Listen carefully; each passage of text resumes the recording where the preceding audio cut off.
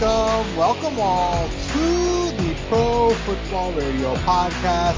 This is your co-host, Jay Cheema, coming at you with one and only Puma King. Woo, woo, woo! You hear that, Jay? That's an emergency podcast for the PFR fans. Hold on. Oh.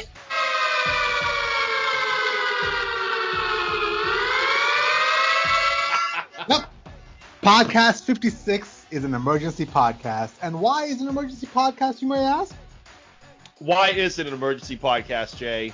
Because the NFL world does not take a single goddamn day off, okay? That's why, okay? Dude, it was crazy. It was crazy. I was on my way home from work last night, and all this news comes down on a Sunday. And, you know, it's the last time anybody's going to expect anything. They're probably still in a coma from watching golf yesterday up here in Connecticut. I think that's where the tour stop was. And you texted me saying, oh my God, heavy breathing, Pat signed Cam Newton. Oh my God, I can't believe it.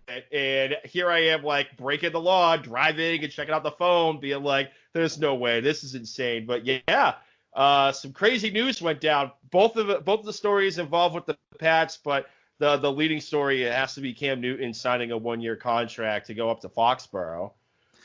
Yeah, listen, man. Last night I sat down to watch a movie with the roommates, and the second we hit the start button, we get to the roll credits. You know, I have the notifications turned off for Adam Schefter, and all of a sudden I see something come through, and it says, you know, Patriots have signed quarterback Cam Newton to a 1-year deal.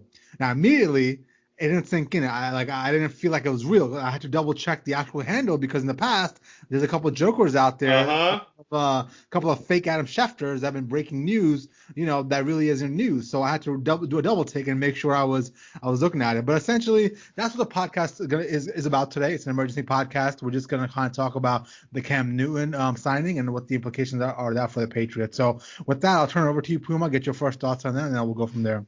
Yeah, I mean, my first thought, super low risk, high reward. They signed him basically to the veteran minimum because New England, they ranked 32nd in available cap space at $1.85 million, and I believe the veteran minimum is about 1.1. So they're basically using up all their cap space, but it's super incentive driven. So if he hits all of his kickers and triggers for meeting incentives, that could balloon up to $7.78 million, depending on how things play out. But we were talking about this off air, and I thought about it a little bit more today. And again, it's super low risk for a team that now is finding a new identity now that it's the era without Tom Brady. But I still think right now Jarrett Stidham is ahead in the clubhouse. I mean, let's be honest. Yes, Cam Newton is an athletic freak, and when he came out of Auburn, he was, you know, he's an athletic stud, and he was then, and he still is now to an extent. But let's be honest. He's 5 years removed from his MVP season. He's been injury plagued the last couple of years with the shoulder and the foot, and you know, who knows what they're going to get when he goes down to training camp. He can put all the edited videos out of him throwing the football to OBJ or working out with Tyrod Taylor last month. But until they see him in Foxborough, in uniform, going through the progressions and the motions and seeing how that shoulder and foot are going to hold up, you know, I still have Jarrett Stidham in the clubhouse as the leader right now. And, you know, I hope I'm wrong. I hope I'm surprised. I think, you know, Cam Newton, a healthy Cam Newton in the NFL is a fun NFL. But, you know, again, let's face facts. Over the last, you know, 8 games, he's 0-8 with 9 touchdowns, 10 interceptions, and he just couldn't avoid the injury bug. So unless he's going to change his playing style a little bit, I'm not jumping to too many conclusions. I'm going to put the gun to your head here and say, give me your prediction of who's going to be the quarterback coming out of camp for the Patriots. Who's going to be the number 1 starter in Week 1? Right now, I'll stick by Jarrett Stidham. I still have him as head in the clubhouse, and you know, again, the contract's not even guaranteed. So if they don't like what they see with him in training camp, they could cut him at any time, and they're not going to be on the hook for any money. So I got Jarrett Stidham ahead. Yeah, so I see the complete other way. I see Cam Newton coming out of Patriots camp as the winner of the starting quarterback job. And let's actually back up real quick, and I'll get into that in a second. But when I saw this last night, it was immediate elation, right? So anytime your team signs a big free agent or makes a massive trade, you get this, instant goosebumps. You feel awesome. You're ready to go. You're on top of the world. But I mean, as it starts to sink in, realistically, you start thinking about what's going to happen. Yeah, it's nice. The Cam Newton to Patriots move is nice, but at the end of the day, man, like, what's that going to do for us, right? It's going to take us from a 6-10, 7-9 team to a what, 9-7 team now. Like, you get 2, 3 extra wins. In the grand scheme of things, man, like this team still is not that good. If you look around the roster, top to bottom, Pro Football Focus has it ranked as the 18th best roster. So immediately I was ecstatic, but as you look more realistically into it, I don't. Yeah, I get it. I understand why you get you want to sign Cam Newton, but I'm looking at it in a vacuum where it's like, well, what was the point of then, talking up Jarrett Stidham for so many months? And like, I thought Jarrett Stidham was going to be the guy we're going to see if he's made out of nothing, And if we have a bad season this year, then we'll fucking rebuild for the long haul. So it's a little bit of a wrench in the game plan that Belichick had. But then again, who knows what Belichick has in mind, right? Right, and that the thing too is, with Cam Newton, I mean, yes, I think it was North Turner and his son Scott Turner out in Carolina the last 2 years. He improved, on his accuracy and completion percentage, but I mean, he's a career like 53% completion percentage, and listen, this isn't beyond the realm of possibility. Bill Belichick and Josh McDaniels could just revamp this entire offense to tailor-made make it around Cam Newton. But a lot of this offense in the past was based on timing based and precision and accuracy and having faith in the wide receivers or tight end, whoever's doing the crossing routes underneath to hit that window on time and then take it to the house or get the chunk play. And unless Cam Newton all of a sudden in the last 3 months has become a prolific passer and improved his accuracy, or Belichick is going to say, damn the torpedoes, just freelance and improv, and hopefully you don't get hurt. I think it's going to be interesting to see how they weave this offense to fit Cam Newton if he wins the job. And Jay, you brought up a great point.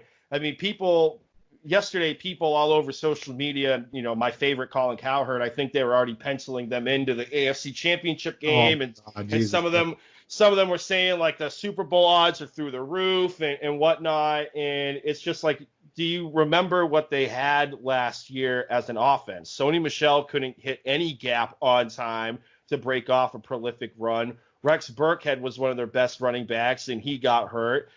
N'Keal Harry, he got the injury bug in training camp, and when he came back, he was, let's be honest, lackadaisical at times on the route running. Julian Edelman, in my opinion, is on the back nine of his career. I wouldn't be surprised if he's out of New England next year, because they're going to have to start trimming the cap space to be able to compete and rebuild the roster. And Mohamed Sanu is coming back from ankle surgery. The reports sound like it's okay, but we saw what they got in him last year for an abbreviated stint, and it wasn't anything to write home about. Maybe he'll pick up the playbook a little bit more. And then who's your tight end? Matt Lacoste? Like, there's nothing really inspiring about the – oh, yeah, you guys did draft the kid out of Dayton, right? Yeah, 2 guys. One out of Virginia Tech and one out of, I believe, what's his name, out of UCLA. Right. Both nothing special. I looked at the tapes.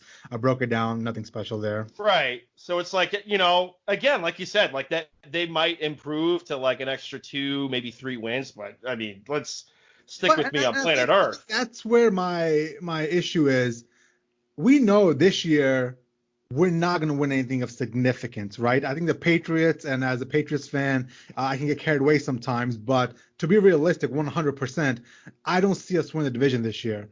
So why bring in a guy that can win you more games and take you out of a draft position? You know what I'm saying? Like, why not, suck it up this year, be 6-10, 7-9, wherever it lands, and then go after a high-priced quarterback in the draft, whether it's a Trevor Lawrence or Justin Fields.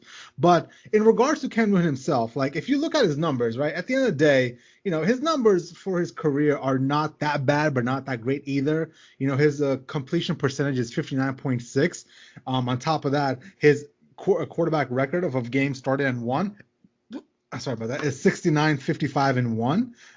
Touchdown to interception ratio is 108. 182 touchdowns and 108 interceptions.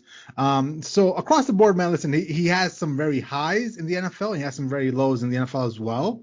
But what this move really tells me about Belichick is I don't think he's sold on Stidham, man.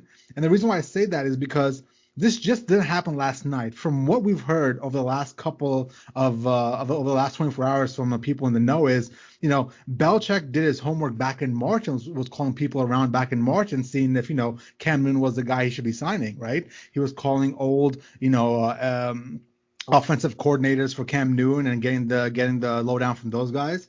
And then the reason why it happened now is because the price came down for Cam. As the months went on, Cam saw nobody really wants to sign him, and he made that move with the Patriots. So I know there's a lot of reports out there saying Stidham was the guy, and Belichick's developing him. But besides you, Brandon, like 80% of the people out there are saying Cam Newton's win the job out of training camp. And if that's the case, then it told us a lot about Stidham then and how Belichick views Stidham. Right. I saw a report today from The Athletic. It's Jeff Howe. He's the beat reporter, I guess, for The Athletic for the New England Patriots. And, real quick, you can find this on rotoworld.com. I mean, he basically came out along with Mike Reese. He's the beat reporter for ESPN.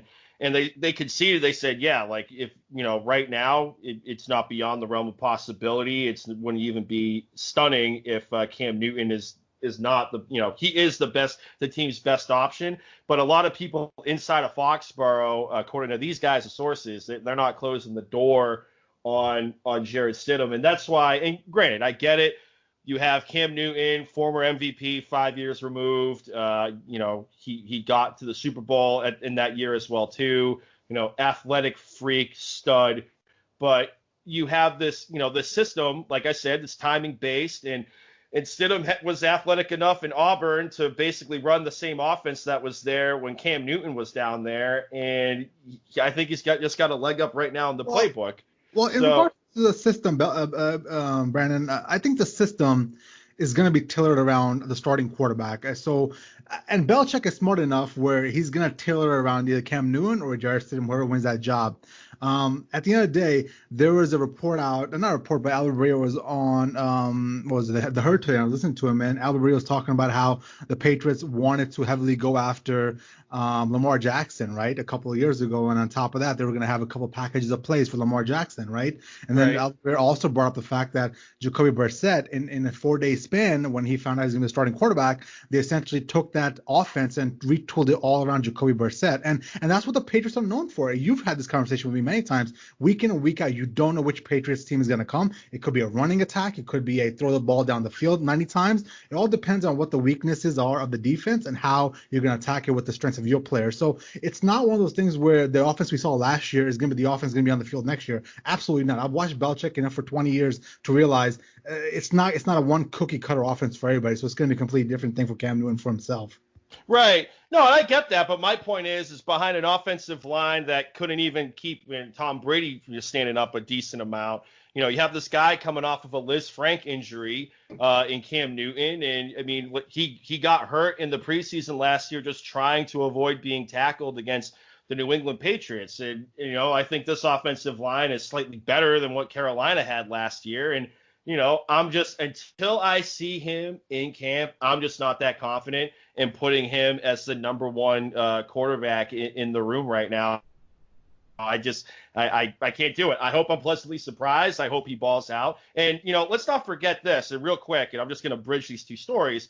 At the same time that Cam Newton signed his contract, or reports came out rather that he agreed to a deal, you also had reports coming out that the New England Patriots got fined $1 million. Their staff can't do any filming of any NFL games for the entire season this year. And they lost a third-round draft pick on top of that because of, I guess you could say, Spygate 1.5 for recording hand signals from the Cincinnati Bengals last year.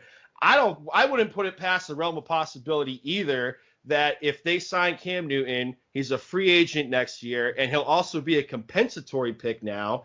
If he's able to either win the job, ball out, and get paid, or even if people started calling Bill Belichick in the offseason, and if Cam doesn't start, and just ask, hey, how is Cam Newton in the locker room? What was he like preparing for things? Because, I don't have a problem with Cam Newton, but there's been this, I guess, reputation about him that he's kind of surly. He's a diva.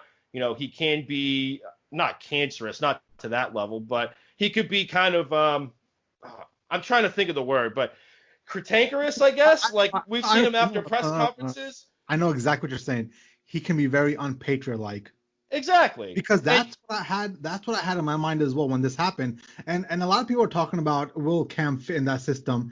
I don't have any doubt he'll be able to run that system or whatever system they come up with. What I do have a doubt about is whether or not he's going to be able to get along with Belichick, right? I mean, that seems to be the big, elephant in the room here is, can Cam Newton contain who he is as a person and take the abuse from Belichick and figure out, if he's a leader, if he's going to get reamed down in those meetings, can he take that as a person, right? Right, because he's going to be coached the same way as, if you're the star player or if you're the 56th man on the roster. And just to finish my thought real quick, like I wouldn't put it past New England to say, hey, like we're going to sign Cam Newton, and if he signs somewhere, we're going to get that draft pick that we lost, back in the compensatory pick formula. So I wouldn't put it past the realm of possibility on that either. It's just kind of funny how that got buried with the Cam Newton signing yesterday. Well, I have a sneaky suspicion that the Cam Newton signing was in response to the report leaking of the fines and everything. I think so too. I mean, I honestly think that they're doing this to get a comp pick next year for the pick that they lost in the fine that they got this year. Some guy was throwing around the notion that Colin Kaepernick is going to get signed by the Patriots as well, and not in the capacity of a player, something different. I saw that being thrown around last night as well. What? Yeah, like I don't know what it is. I don't know if it's a coach or if it's an ambassador. I don't know what it is, but there was this little rumor by somebody verified on Twitter last night. I won't mention names, but I'll send it to you later on tonight. Oh, come on now. Stop it. I mean, yeah, he signed I think he signed a deal to be some ambassador or a board member for, I think, Medium, some media outlet, but no, I mean, but yeah. I don't know. What are they going to do? Like, let's call it for what it is. Boston and has not really had the best reputation as being a race-friendly city. So, I mean, what are you going to do? Like bring Colin in to just bridge the gap between, hillbillies in Boston and Foxborough still fighting the Civil War and modern 2020 times? Like, there's no way. Like, well, I think that's why the thought process comes up. It's like, hey, we need to really help out these racist folk up here. Let's change their mind somehow. Who knows? What's funny? Before I lived in the Northeast, let's just shotgun ideas, Colin Cowherd style. Okay. Anyway, go ahead. I really didn't realize this until I lived in the Northeast, and I came out here 4 years ago, and now I'm not a native Northeasterner. But I didn't realize Boston was so racist. Like I had no idea, but apparently it's like Italy Part 2 up there. Yeah, I mean, you could just look up Boston. You can Google it sometime, just like Boston city busing desegregation, and I'm pretty sure that has its own Wikipedia page. Yeah, it was fun times in Boston, and you can look at baseball reports coming out this year from Torrey Hunter and Adam Jones a few years ago. Yeah, let's call a spade a spade. Like, it's not the most race-friendly city in the country. So real quick, I'm not buying that thought of Colin coming in as ambassador of race relations to Fox. Well, so listen, that was just me making up a title. Like, I don't know what it was. The tweet was very vague. It was like, hey, all we know is that Colin Kaepernick and the Patriots are talking, and it's not for on the field. Who put this up? I gotta find this. I'll have to find out for you later on tonight and get it over to you. Damn. But what I wanted to do real quick, was I wanted to run through the Patriots schedule one more time with you, and I wanted to go through that whole game that we all love, the win-loss game, right? And I think the reason why I want to do this is because last time we did this, some of the teams that I was given to, like the Miami Dolphins, I think I'm gonna lean more towards the Patriots winning now because of of Cam Newton. You know what I'm saying? So let's run through that real quick. And week 1, we have the Miami Dolphins. And I think before I was on the fence, but now I'm giving the Patriots a win there. What's your thoughts on that? I'll split the season. I'll split the series like last year. I'll have them lose on the road in Foxborough, but I'm gonna have them win when they come down to South Beach. All right, so keep your own track here, okay? So I got them winning Seattle. I got them losing at Seattle, right? So that's a loss. Las Vegas Raiders in Gillette. I actually have them winning this now. I'm gonna go with the loss. I kind of like the defensive side of the football from Oakland last year. I think that Max kid on the defensive line is gonna ravage that offensive line of New England. So I'm gonna go with the loss. Week 4 at Arrowhead, absolutely no chance of winning this game. Week 5 against the Broncos I'm high on. I think they're gonna be a very dark horse this year in regards to the making the playoffs. So I'm gonna give the Denver Broncos a win as well. Same. How about week October 25th, the 49ers? That's also a loss, right? Yeah, I have San Francisco winning that, so I think I'm at like 1-6. I'm at 2-5. Next week, November 1st at the Bills. I have another loss here as well. At the Bills in November, no way, you know. Yep, 1-7, same here. I'm at 2, and we'll figure it out. And then from there, at the Jets, I got them winning that game, so that's 3 wins now. Yeah, I have them winning too, so I'm at 2-7. Baltimore, I got them as losing with the Ravens. Same. Losing at Houston. Yep. Winning against the Cardinals. Loss. I think I'm at like 2-10? Back to back, I have them. So they're in the Los Angeles back-to-back weeks, so they're gonna win one. So I'll have them beat the Rams and lose. I'm sorry, beat the Chargers and lose to the Rams. Yeah, I'm with you on that. And then I have them beating the Miami Dolphins at 6 wins. I have Miami winning that, so that's a loss. And then I got them beating both Buffalo and the Jets. So I have them finishing the year at 8 wins, 8 losses. I have Buffalo going for the sweep, so I have that as a loss for New England. And Jesus, I'll give them the win at the Jets, and they'll sweep that series. So essentially, I'm 8-8. You're what, 9-7? I don't think I'm that high. 8-8 I as lost well. count. Somewhere around there, maybe a game under. Regardless, what I'm trying to say is, essentially, the way we see it panning out on paper, it was a 6-win team beforehand for me, and now they're more on the 8-win team. Maybe a 9 if they squeeze something out here and there that we didn't see coming. So I just don't get the signing. You know what I'm saying?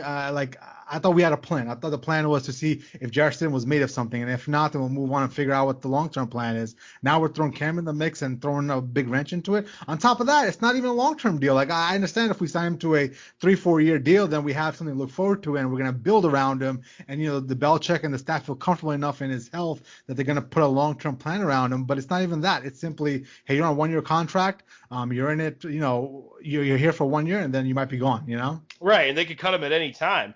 But I think it was you, maybe about 2 months ago, you sent me something on Twitter where I think New England was like bottom of the league in advanced ticket sales. And this was right at the beginning of COVID. It was right after Tom Brady left. And nobody was really re-upping their season tickets, and nobody was really buying single ticket, you know, orders in advance for potential games.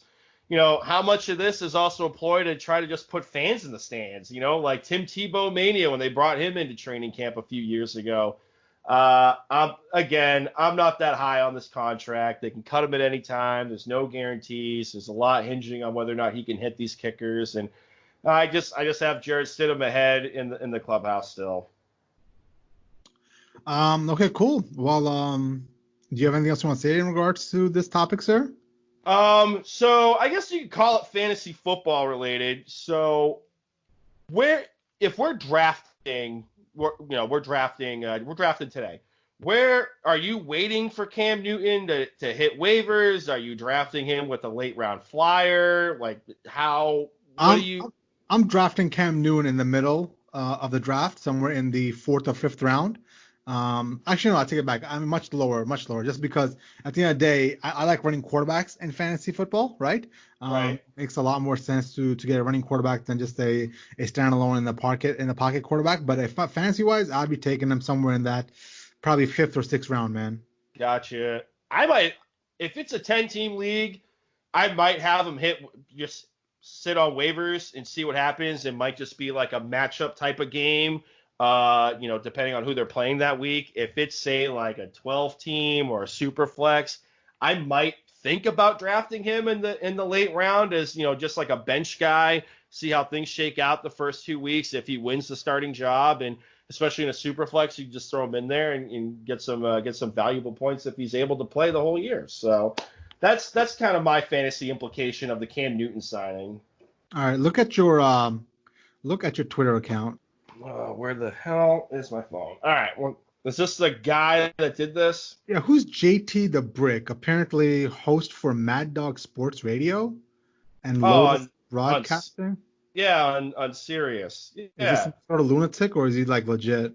I haven't listened to. I love Mad Dog. I haven't listened to Mad Dog enough to know who this guy is. I chalked this report up to what Moose for WFAN broke right before the NFL draft, saying that Odell Beckham Jr. was going to be traded to the Minnesota Vikings. Like Moose doesn't typically break news. I don't think this guy typically breaks news, so I'm not taking a whole lot of stock in what this Yeah, guy's saying. and I didn't either, right? I mean, at the end of the day, it looks like it's some jabroni. The only thing that raises your eyebrow a little bit is because of the little check sign, the confirm thing, you know? Right. I mean, I think it's a little bit higher than Colin Cowherd's arm talent scale, but no, that's a hard pass. Sorry, JT. Thanks for playing. Yeah, I mean, yeah, just one of those random regional jockeys who's trying to make a national name for himself. Mm-hmm. For sure. Let me But ask you a question though. In regards to your projections for Cam this year, let's say he does win the job, right? And he comes out of training camp healthy, and he stays healthy for all 16 games. Do you think he's in MVP kind of talks? Is he just middle of the pack quarterbacking, like his QBR for the year? Do you think he'll be in the 60s or lower? Like, what's your general fear if Cam is healthy and he's out there playing for all 16 games? God. Middle of the pack, I think it's way, way too early to start jumping on the MVP bandwagon. It's going to come down to, can he avoid the injury bug? I'm not that confident in it. There's not enough weapons in New England around him to have him flourish. I think, granted, Carolina has never really been the most offensively adept squad until maybe Christian McCaffrey got there, but the wide receiver cast was never that great. I think this was honestly like a step back on the offensive side of the football compared to what Cam Newton has had in the past. I don't think there's the supporting cast enough around him to propel him to sleeper MVP candidate or shoe-in kind of guy. I mean, a lot of people are saying he's the best quarterback in the AFC East right now. Talent-wise, yeah, I would have him up there, but until he starts getting hit by people, I am not putting him in that category. I still think this is also the Bills' division to win. I like their roster a lot more than what New England has, and again, I hope I'm pleasantly surprised. Wait, but you think Cam Newton has more talent than Jarrett Stidham? I mean, that's never been the debate, Jay. It's always, Okay. the That's talent-wise, he's always been an athletic stud coming out of college, and even for when he was on the University of Florida roster behind, what was it, Tim Tebow, and there was one other guy ahead of him. Yeah, he's an athletic freak, but I just think him being Jared Stidham is ahead in the locker room with the starting job right now. Listen, if you want to make a little bet, and we had this discussion last night via Twitter, but I'd be more than happy to put 50 on Jarrett Stidham not winning, Cam Newton winning the title of the quarterback position coming out of camp. All right, All right, put 50 50 bucks. down. What is 50 that? bucks. Ulysses S. Grant? You heard it here first. If Cam Newton wins the starting quarterback job, 50 bucks is paid to Jay Cheema. Yeah, You did pay up your bet the other day for the Andy Dalton bet. Yeah, hey, if Silva pays his debt, quarantine quarantine aside, yes, I did pay my debt off. Okay. What was I gonna ask you? Shit, I completely lost my mind, bro. Oh, you. Yeah. So unless Jay remembers what his thought was in typical Liz Oh, Taylor fashion. I got it. All right, what do you got? And I'm gonna try my very best to be how do I say this? I'm not gonna let my hate come out as strong as I have hate for this guy because it can be misconstrued in today's day and times, right? What was your thoughts on Richard Sherman and his disgusted salary remarks with the Patriots signing Cam Newton last night? I think he jumped the gun a little bit on the comments. I saw it real quick today, and I was half asleep when I read it when I was getting ready for work. But from what I heard, I like Richard Sherman. He's a well-educated guy, went to Stanford, grew up in South Central. He knows the inning and the score in things around the world affecting football and whatnot. But I think he just jumped the gun. I mean, let's face facts, Richard. Again, the guy has been injury plagued the last 2 years. He's been 0-8 the last couple of years. He's got this dogged reputation of not being the most team-friendly guy. But, I mean, granted, you ask a player, you're never going to find a bad word about him. But it's just the public persona of things that puts people off a little bit. And I just think this is the one time where maybe Richard Sherman may have hit send a little bit too early on the tweet. Oh, the one time? But that's just it. I mean, you hate Richard Sherman just because I think he was just talking shit to Tom Brady after they beat him in a regular season game. But damn right. I mean, Tom Brady talks a lot of shit too, but who gives a shit? Yeah, but Tom is the greatest of all time. He can talk as much shit as he wants. Yeah, Richard Sherman's one of the best cornerbacks in the game. He's not, and no, yeah. He's not. Here we go. No, he's not. Whatever. Get torched. Whatever. I still think he's one of the best corners in the game. So I think he's earned. I just wanted to bring it up just so I just wanted to get your thoughts on it because I have some serious strong hatred for Richard Sherman, so I'm gonna refrain from commenting, and I'm just glad that you see it the way I see it. See it what way? That he's one of the best corners in the game. No, we're not talking about that. We're talking about his tweet last night. His tweet of the Yeah, I mean, again, I think he just didn't really get the inning and the score on that one. No risk contract for a team that has zero cap space. So yeah, I don't think he knew a whole lot of what was going on with the Pats financially in that situation. I think what irked me the most was that disgusting word. You know what I'm saying? That's what irked me the most. Let me find this comment real quick because I got to refresh my memory a little. What the hell is it? How many? All right. See, this is a thing that kind of scratches my head a little bit too. Is people are talking again like they're talking of Cam as if he just won the MVP. He won it 5 years ago. Like that, he won it 5 years ago. He has not been able to stay on a field completely healthy for the most part. I just let's stop talking as if he's still one of the best quarterbacks in the league. Like it's until he can play a full season, I'm not putting him up in that category of, oh my God, this is disgusting. I mean, Richard, do you know the inning and the score of the world today? Nobody could do any physicals for players in free agency because of COVID. Are you willing to, if you're an owner of a team, are you willing to tie millions of dollars in cap space to a guy that you can't even get into your facility to physically examine? Are you willing to tie up draft picks in a certain individual? See, this is my problem with Sherman. He comes across as this great intellect, but I really believe he's one of these half-assed jabronis that just says shit to be relevant in the media. Like, I really believe he doesn't really believe what he says, and he just needs to see his name in the headlines in the papers. Like, the shit that he says, it's pretty outlandish. There's like no rhyme or reason behind it sometimes, No. The leader of that category is Cowherd. No, I don't. Again, I still love Richard Sherman. I still love what he does off the field. I love his background story. I love him as a person, but I just think he lost the plot in the situation leading up to the signing. Okay. Last note on Cam Newton. You know what? I didn't realize Cam Newton was only 31 years old. Did you realize that? Yeah, well, 31 with probably the injury history of a guy on the back end of his career. Yeah, no, he's still super young, man. It's just those injuries piled up, bro. Like it's avoiding, and not to I guess cut him down at the knees, but like it's the Liz Frank was just trying to avoid pressure in the pocket. Too. Remember watching that game in preseason against the Patriots? Yeah, I was watching that at my boy's garage, Uh-huh. and it's just like, I don't know, man. I don't know. The last couple of years, it's been kind of Sam Bradford-ish of the injury history, and hey, good on New England. You got a former MVP 5 years removed, and you don't have any guaranteed cash tied up to him. You can cut him at any time and no issues. So Yeah. hey, kudos to Belichick.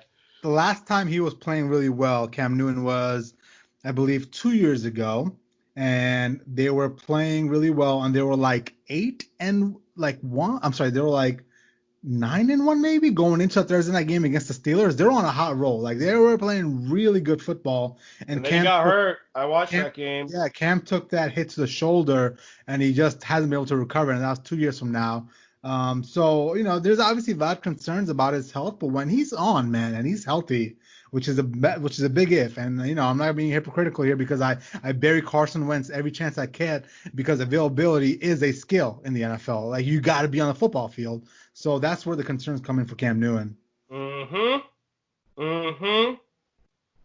Facts, but there's always that group that's like, oh, we're going to the Super Bowl. It's Listen, like, you forget what this roster looks I like. would be saying that as well today if we had more talent around him. Like, dude, like you look at that roster, man, and it's like even on defense, it's not that good. Like last year's defense is purged, and they got a bunch of rookies in there that they have high hopes for. But like, I don't see it, man. Like this is an 8-8 team. This is a 6-10 team that became 8-8 today. Okay, you got 2 more wins, and you're in the middle of the pack, and that's gonna do you no good for next year's draft position. Yep. Facts. But I will say this. It will make the season more interesting to watch. Because let's face it, Jarrett Stidham going 6-10 and Cam Newton going 8-8 is 2 completely different thrill levels. Yeah, we'll see. See if he even makes it out of camp. We'll see. All right. Well, that's all I got, man. You got anything else? Nah, man, that's it. That basically concludes this emergency podcast of the PFR podcast. And you can find this on your feed, SoundCloud, Spotify, Google Play, Stitcher, YouTube. You can find me on Twitter at Brando_Puma. Jay Cheema is at Jay Cheema. You can find our Facebook page and Instagram page at Pro Football Radio Podcast. Like, subscribe, download, share. We're all trying to survive these quarantine times. Some people might be going back to the office. Some people might still be working at the house. Give us a like, give us a download, give us a listen. We'll pass these quarantine times together. Otherwise, that's all I got, Jay. Some of us, and by some of us, you mean nobody in Florida and Texas, right? Who knows? I mean, it's Florida marching to the beat of their own drum. They're starting to become the Italy of the United States in regards to case count. And they're finally just coming to the idea that maybe we should close bars down. All right, well, that was all I got. We'll talk to you guys soon. Via Condio.